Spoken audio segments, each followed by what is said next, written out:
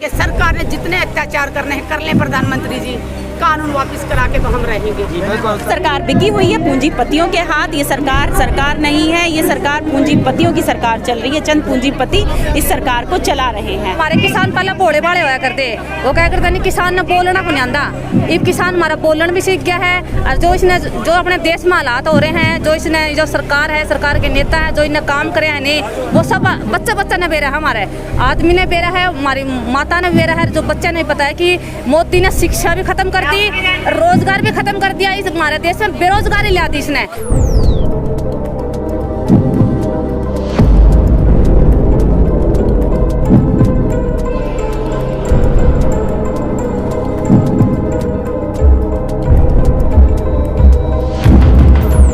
सभापति महोदय के माध्यम से प्रधानमंत्री जी को भी हमने बहुत सारी बातें कही है और कुछ बातें नहीं की। वो एक बात मैं और बोलना चाहूँगी, खासकर हरियाणा से मैं आती हूँ। हरियाणा की सरकार के लिए कहना चाहूँगी, आज तक 70 सालों में आज़ाद भारत में कभी भी किसी भी सरकार ने देश की सार्वजनिक संपत्ति को नुकसान नहीं पहुँचाया। लेकिन हरियाणा सरकार ने रोडों को खुदवाया, रोडों में गड्ढे बनवाए गए, कीलें ठोकी गई हैं। तो क्षतिपूर्ति जो ये कानून बनाया सरकार ने, उसके तहत जो सार्वजनिक संपत्ति का नुकसान किया है हरियाणा सरकार ने, उसकी कार्रवाई की जाए, हरियाणा सरकार पे मुकदमा किया जाए और जो नुकसान हुआ है रोड खोदने का, उसकी भरपाई हरियाणा सरकार से करवाई जाए।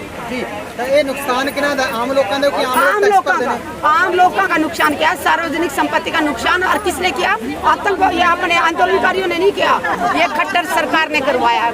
पुलिस ने रोड खुदवाए हैं, तो खट्टर सरकार ही इसकी भरपाई करे, क्योंकि वो एक कानून लेके आए थे, क्षतिपूर्ति कानून। अभी जो आंदोलन कर रहे हैं, आंदोलन के टाइम जितना भी कोई सरकारी प्रॉपर्टी या किसी का भी नुकसान होगा तो आंदोलनकारियों से भरपाई की जाएगी। लेकिन अगर वो हमारे ऊपर लागू होता है तो वो सबसे पहले खट्टर साहब उसकी भरपाई करें, क्योंकि गलती उन्होंने की है। भाजपा सांसद मीनाक्षी लेखी तो आपको मवाली कह रही है।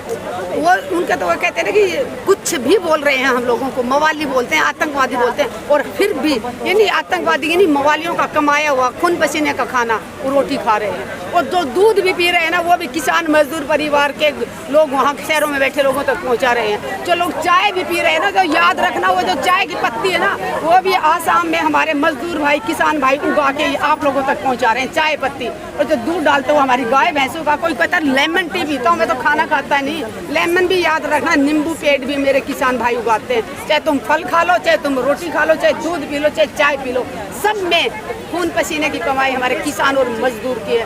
उनके बिना तुम्हारा कुछ पैसे से पेट नहीं भरता, खाना खाना पड़ेगा। और उसके लिए किसानों की, मजदूरों की इज्जत करनी पड़ेगी। जो भी खाना खाता है, जो भी अन्न का पहला आने वाला अपने मुंह की तरफ ले जाता है, इन किसानों की तकलीफें एक बार जरूर याद करना।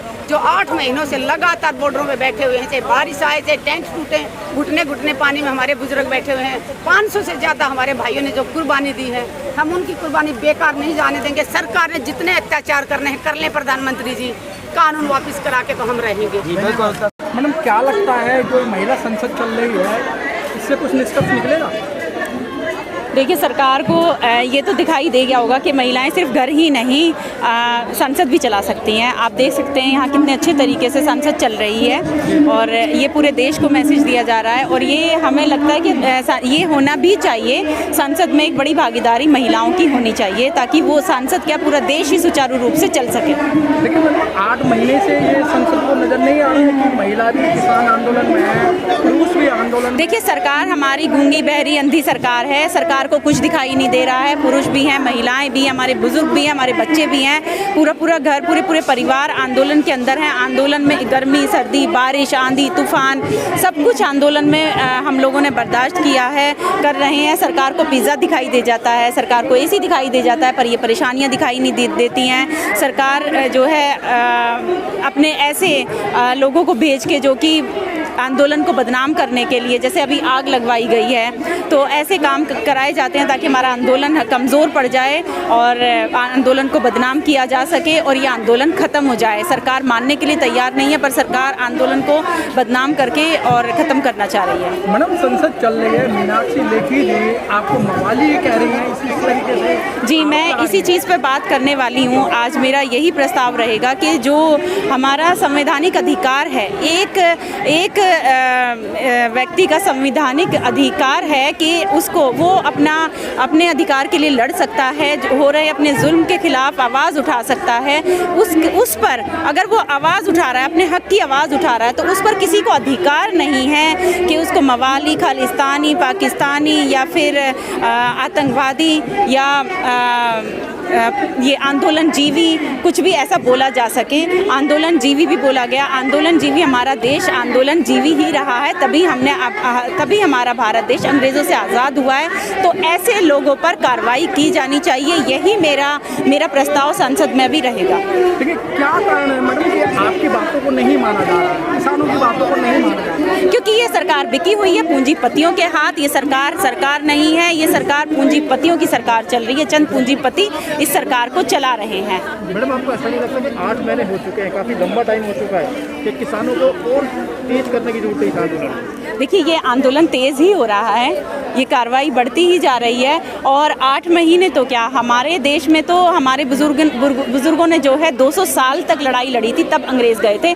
तो ऐसे ही आज ये काले अंग्रेज़ हमारे देश पर कब्जा करके बैठे हुए हैं और एक के बाद एक काले कानून लाए जा रहे हैं। बार-बार कैसे हम बातचीत के लिए तैयार हैं, तो कहाँ पे चढ़ा हुआ है? देखिए, बातचीत के लिए अगर तैयार होते तो अभी तक इन्होंने 21 जनवरी के बाद अभी तक कोई वार्ता नहीं की है। 21 जनवरी को आखिरी वार्ता हुई थी। मुद्दे पे बात करें, किसान मुद्दे पर ही बात कर रहा है। सरकार दरअसल मुद्दे पर बात नहीं कर रही है। सरकार को क्या पड़ी थी कि कोरोना काल में जो काम करने चाहिए थे वो काम सरकार ने नहीं किए हैं, और जो नहीं करने चाहिए थे वो काम सरकार ने किए हैं।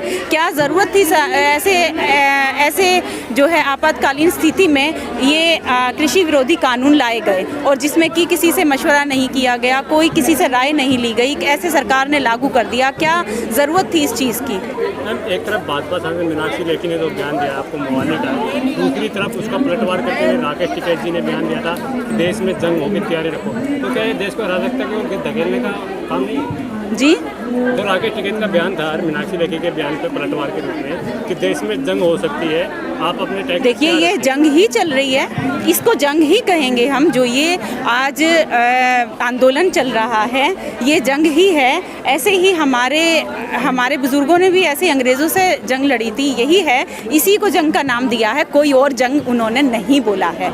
कोई और जंग का मतलब ये नहीं है कि हथियारों से और जो है हथियारों से ही जंग लड़ी जाती है। जंग अपने सवालों से, विचारों से ट्रैक्टर तैयार रखे आगे बम्पर लगा करके, तो इसका मतलब तो कुछ हो ही जाता ना।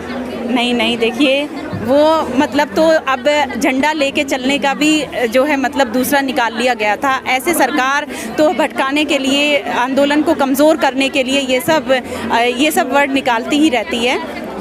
मैडम, जिस तरीके से यहाँ 100% महिलाओं का संसद देखा गया, क्या आपको नहीं लगता है कि जो मेन अपना संसद है उसमें भी मतलब कम से कम 50% तो महिलाओं को भागीदारी होनी चाहिए? जी बिल्कुल, यही मैं बोल रही हूँ कि जब महिलाएं संसद में होंगी तो पूरा देश सुचारू रूप से चलेगा। कैसे किसान चला होगा? किसान इस बार चुनाव लड़ेंगे किसान। तो क्या लगता है कि मतलब आपको इसके आंदोलन के बाद में क्या आंदोलन करना चाहते हो? क्यों तेजी क्यों नहीं पकड़ रहा है किसान आंदोलन तेजी? तो हम तो देखो जी अपनी प्रयास तो कोशिश करने लग रहे हैं, लेकिन यह सरकार है बीच में इतने हथकंडे अपनावा है, इतनी शिरकत करा है कि हमारा ध्यान इस आंदोलन पे आपके जो गलत नीति है इनकी तरफ लिया हुआ है। लेकिन हमारा फोकस हमारा आंदोलन पे है। हम इसने जीतना भी गए, लेकिन जो बीच में ये जो गलत चीजें होने लग रही हैं इसने भी हम सहन को नहीं करा। इस लड़ाई में भी हम जीत कर दिखावांगे। जो हमारे साथ बीच में ये कई लड़ाई होती है, हमारे किसान भाई भी गिरफ्तार कर लिए, वे भी हमने छुटवाए थे, और हमारी माँ बहन के इज्जत पर भी गलत बात बोली थी उन्होंने। तो ये लड़ाई भी हमने बखूबी जीती है। तो हमें इस आंदोलन में उसे ने अपना देश चलाने देवांगे जो हमारे किसानों के हित में होगा, चाहे वो हमारा किसान हो चाहे कोई और हो। मैडम, संसद में जो है विपक्ष ने हंगामा जब किया, जो मानसून सत्र चल रहा है, तो मोदी जी ने कहा कि जो किसान के बच्चे जो मंत्रिमंडल में नए शामिल हुए हैं, महिलाएं जो भागीदारी मिल रही है, वो विपक्ष को हजम नहीं हो रहा है। आज हम तो ही ना हो कौन, क्योंकि हमारे किसान पहले भोले भाले होया करते, वो क्या करते नहीं किसान ने बोलना को नहीं आंदा। अब किसान हमारा बोलन भी सीख गया है। और जो अपने देश में हालात हो रहे हैं, जो सरकार है, सरकार के नेता हैं, जो इन्हें काम करे हैं नहीं, वो सब बच्चा ने बेरा है, हमारे आदमी ने बेरा है, हमारी माता ने बेरा है। जो बच्चा नहीं पता है कि मोदी ने शिक्षा भी खत्म कर दी, रोजगार भी खत्म कर दिया। इस हमारे देश में बेरोजगारी ला दी इसने। मतलब हमारे जो युवा हैं, बच्चे हैं, वे बेरोजगारी की राह पर चला दिया इसने। मतलब हमारे ना तो पढ़ाई, जो हमारे सरकारी स्कूल थे वे संस्कृति मॉडल स्कूल बना दिए, जहाँ फीस नहीं लगती थी वहाँ आप 400 रुपये महीना फीस लगाए संस्कृति मॉडल में। ये बताओ ये गरीब आदमी अपने बच्चे ने किस तरह पढ़ाओगा। मैडम, जिस तरीके से गैस के सिलेंडर बढ़े हैं, आप एक रसोई में भी काम करती हैं, क्या फ़र्क पड़ा है आपको? फर्क तो जी जो बेचारा गरीब आदमी उसको तो मरने वाले हालात हो रहे हैं। मर तो सकता नहीं उसने, नू दिखा भाई अपना। जो मान लो रोज की 500 रुपये की इसकी कमाई है, सिलेंडर आवा 1000 रुपये का, और भी देखो कितनी वस्तुएं महंगी कर दी मोदी सरकार ने, सारी वस्तुएं महंगी कर रखी उसने। तो इसने तो नू कर रखे भी आदमी, इसके राज में सारे मरने वाला काम कर रखे, मर जाएंगे सारे। लेकिन हम इसने 2 साल इसकी सरकार है, इस सरकार में तो जो हम कवा है वो तो होने वाला को नहीं, क्योंकि हम जो कानून को है यो बनाता को नहीं, जो कानून धक्का करे है वो हम मानन को लग रहे। तो ये सरकार ही उल्ट पुलट सरकार है, इसमें तो मतलब झूठे काम तो चल रहे हैं और सच्ची बात को नहीं आने लग रही आगे। ठीक है, वो तो कह रहे राज क्षेत्र में महंगाई हो रही है, क्या महंगाई देखो जी, पहले 100 रुपये लीटर तेल था, अब 200 रुपये लीटर तेल है। आप देखो तो ये गरीब आदमी जो जिस दिहाड़ी इसकी 200 रुपये को कमाता है रोज की कमाई, तो वो 200 रुपये का तेल कहाँ से लेके आएगा? एक सिलेंडर का रुपये 850 रुपये है, तो देखो वो कहाँ से लेके आएगा? अपने बच्चे जो पढ़ाने के थे सरकारी स्कूल, वो भी उसने संस्कृति मॉडल स्कूल बना दिए, तो अपने बच्चों को कहाँ पढ़ाएगा? देखो शिक्षा, बेरोजगारी, ये सारी भुखमरी, ये 3 चीज़ होती है, इसने ये सारी हमारे साथ कर दी। तो ये देखो देश के हालात क्या होंगे, ये सोचने वाली बात है। ये जो देश का प्रधानमंत्री इसने हालात कैसे कर दिए हमारे। देखो जी ये सरकार के ये नेता है नहीं, ये तो इनके और तक बोलने लग रहे हैं। जितने भी ये मंत्री MLA हैं, ये मारते किसान के आतंकवादी भी, कोई खालिस्तानी, कोई भी मुआलिम भी कहने लगे। इस सब हमने कोई फर्क नहीं पड़ता, कहने दो हम किसान। हाँ, और 8 महीने हो गए हम सर्दी में ही बैठे थे, गर्मी भी लिगड़न वाली हो रही है, और जब तक बैठे रहेंगे जब तक हमारा आंदोलन हम जीत नहीं लेंगे। महिला किसानों की संसद लगी आप, लेकिन शुरू से इस आंदोलन में शामिल होने वाली महिलाओं को एक जानी मानी अभिनेत्री कहते हैं कि पैसे लेके शामिल हुई, इस बात में पैसे लेकर शामिल हुई, तो आप भी आ जाए इस आंदोलन में। हिम्मत होनी चाहिए आने की। जो हमारी माता बहन है 80-80, 90-90 साल के बुजुर्ग हैं, बेचारे उन्हें एक सर्दी निकाल दी, गर्मी भी निकलने वाली है, अपने मांगा खातर बैठे हैं। उनके हौसले के साथ हमारे जैसे माँ बहन और भी बैठे उनके साथ। लेकिन इन कहने वालों के है ये तो कुछ भी करने रहोगे, क्योंकि जिनकी सरकार जान वाली है, जान तक पैर मार रहे हैं।